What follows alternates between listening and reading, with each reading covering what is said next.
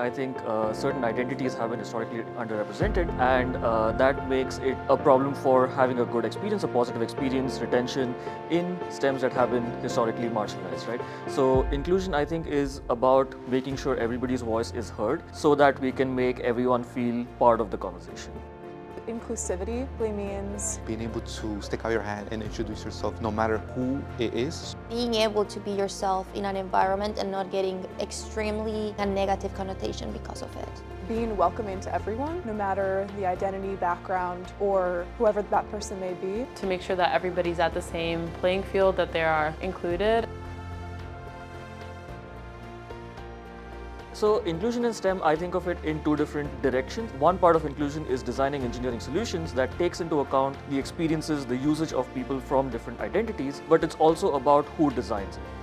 Historically, engineering has been dominated by men, white men in particular. So how do you create engineering environments where women feel like they have a voice? Students of color or designers of color feel like they have a voice, and making sure those voices are heard, those voices are taken into account when we make engineering decisions.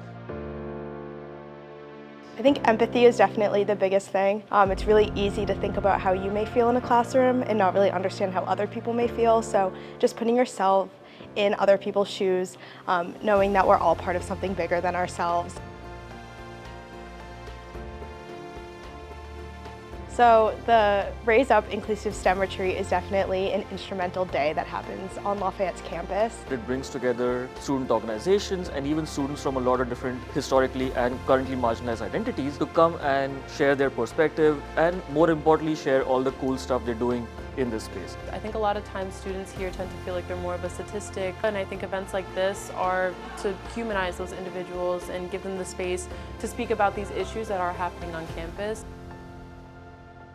One of the things that stood out was that being able to have a voice. Many students of color definitely struggle to be able to share their voice and truly be heard because many are put down or ignored or not taken seriously. I learned a lot more about racial disparities in healthcare, how the healthcare industry can affect people disproportionately, specifically people of color, and what social determinants of healthcare really are, and how social determinants of healthcare and our understanding of race and race-biased medicine.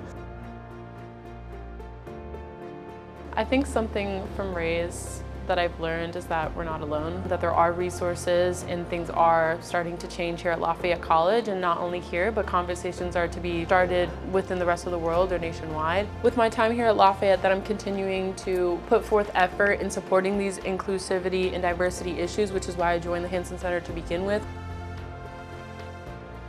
Shout out to Dr. Hill for making today happen and all of the Raise reps that worked so tirelessly in every detail of today.